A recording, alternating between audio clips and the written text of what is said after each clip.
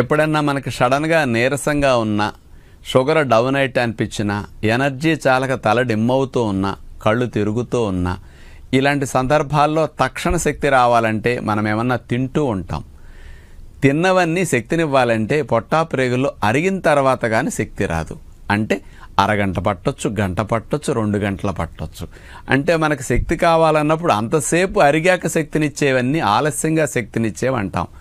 తక్షణ శక్తినిచ్చేది తేనె.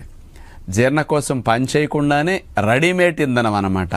తేనెను 2-3 స్పూన్లు 4 స్పూన్లు చేతిలో వేసుకుని నాకేస్తే ఈ నాకిన వెంటనే ఇక్కడి నుంచి నర్వస్ ద్వారా లివర్ను స్టిమ్యులేట్ చేసి లివర్లో ఉన్న గ్లూకోజ్ని వెంటనే బ్లడ్లోకి వదిలేస్తుంది.